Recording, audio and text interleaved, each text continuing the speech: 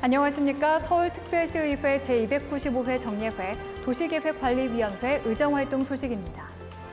앞으로는 자연경관지구 내 건축 제한이 완화됩니다. 자연경관지구 내 건축 제한을 완화할 수 있는 대상에 소규모 재건축 사업시행구역을 추가하는 내용을 담은 조례안이 통과된 건데요. 자연경관을 보호하거나 도시의 자연 풍치를 유지하기 위해 운영되는 자연경관지구는 건축이나 개발 행위에 대한 제한이 상대적으로 강해서 이 지역 내의 노후 불량 건축물이 증가해왔습니다. 조례안 통과로 자연경관 지구에 대한 불합리한 건축 규제 개선은 물론 주민들의 주거 환경 개선에도 큰 도움이 되길 기대합니다. 제295회 서울특별시의회 정례회 도시계획관리위원회의 의정활동 소식 지금부터 시작하겠습니다. 도시계획관리위원회가 제295회 정례회에서 소관부서에 대한 각종 현안을 처리했습니다.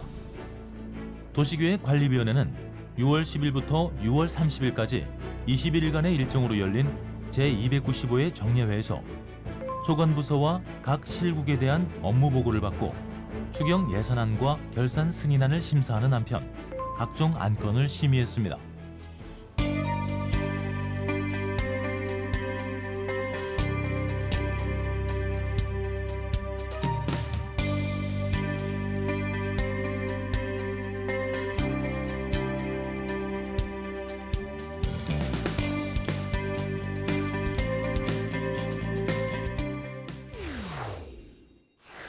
도시계획관리위원회가 폭염 대비 경비실 에어컨 설치 현황을 점검하고 대책 마련을 촉구했습니다.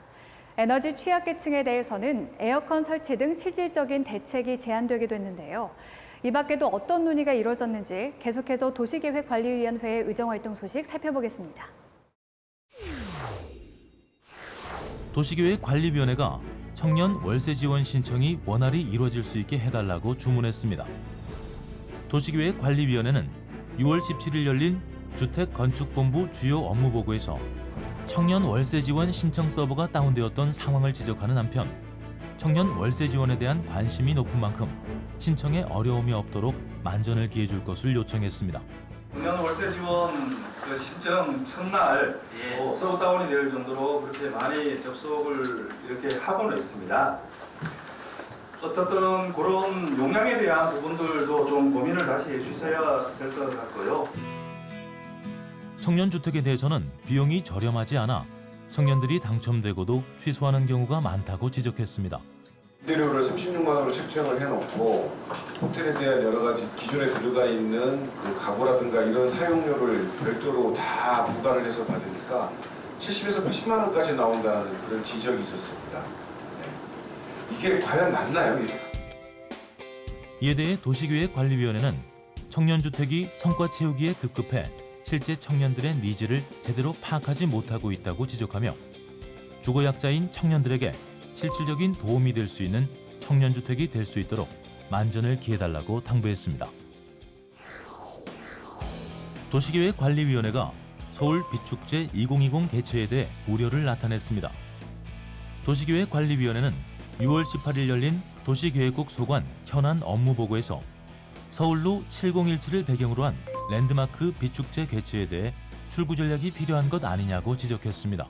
서울로 축제 관련해가지고 지금 아마 예산 절감분을 축제 관련 예산을 전용인가요? 2월 전용인가요? 전용은 아니고 변경했다가 이제 사고 2월 사례를 검토보고서를 제시를 했는데 이게 20억 가까운 예산을 사실상 일회성 행사로 하는 게 과연 타당하냐 그 부분에 대해서 많은 위원님들의 문제제기가 기왕에 있었던 사안이기도 하고요. 26억 원의 예산으로 계획한 서울 빛축제 2020은 11월 개최를 예정했으나 코로나19 등의 이유로 개최 여부가 불투명한 상태입니다. 사업에 대한 용역 연구 기간이 지나치게 길어서 이것이 사고 이월을 유발한다는 지적도 제기되었습니다. 그 사고 이월의 주요 요인은 용역 기간이 길어져서 발생하는 거가 대다수겠죠? 뭐 기간이 연장이 되는 부분도 있고 아니 부수 자체가 이제 유찰이 좀 많이 되는 편입니다. 저희가. 실제로 도시계획국에 사고 이월된 예산 25건 대부분이 용역과 관련된 것이며 용역 기간은 1년 이상, 최장 2년 가까이 걸리는 것으로 나타났습니다. 이에 대해 도시계획관리위원회는 면밀한 분석과 전략 수립을 통해 유찰과 사고 이월을 줄이는 한편 회계 단년도 원칙을 지켜달라고 당부했습니다. 2015년 인구 총조사에 따르면 우리나라 전국의 주거 빈곤 아동은 94만 4천 명으로 전체 아동 10명 중 1명이 주거 빈곤 상태로 나타났는데요. 서울시는 전국 최초로 아동 주거에 관한 권리를 명시한 조례를 제정해 아동이 안전하고 행복하게 성장할 수 있는 기틀을 마련했습니다. 시민 리포터가 찾아가 자세한 이야기 들어봤습니다. 함께 보시죠.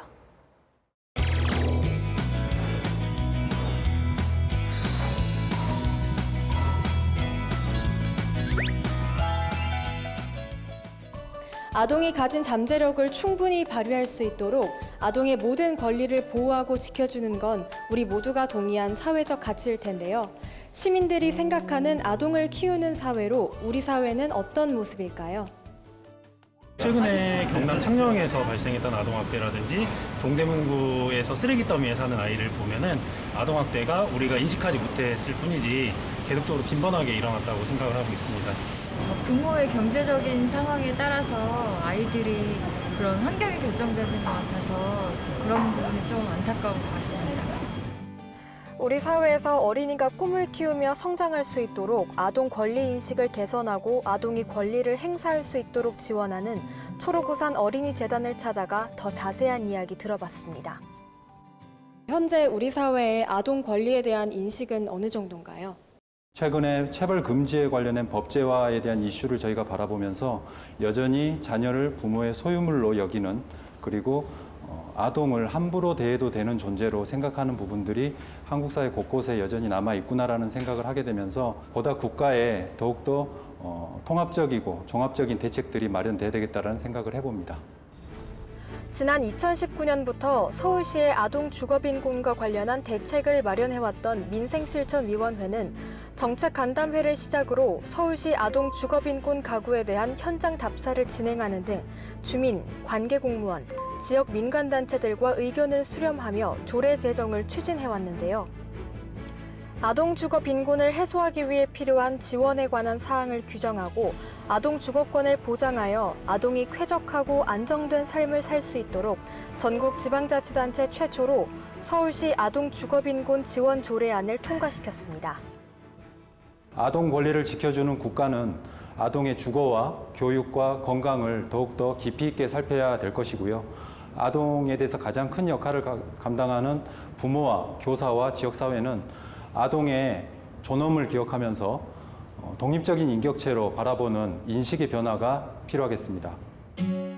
아동 주거 빈곤 해소를 위한 정책 제정을 통해서 우리 아이들이 삶의 기본적인 요건을 충족하고 당당한 사회 일원으로 나아갈 수 있는 환경이 조성되어서 나아가 아동이 행복한 나라를 만드는 데 한 걸음 더 다가가는 계기가 되길 기대합니다.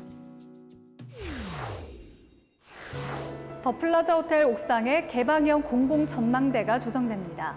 서울시가 지어진 지 30년 이상 된 도심 내 민간 빌딩을 리모델링하고 침체된 도심을 활성화하는 새로운 도시재생 모델을 시작하는데요. 서울 광장 앞 더 플라자 호텔이 첫 시범 대상지가 되는 겁니다. 호텔 저층부에는 필로티 형태의 보행로가, 호텔 꼭대기층과 옥상은 공공 전망대로 조성된다고 하니까요. 광화문과 북악산, 남산 등 서울을 대표하는 명품 경관을 한눈에 볼 수 있는 도시 전망대로 거듭나기를 기대해봅니다. 제295회 서울특별시의회 정례회 도시계획관리위원회의 의정활동 소식은 여기까지입니다. 시청해주신 여러분 고맙습니다.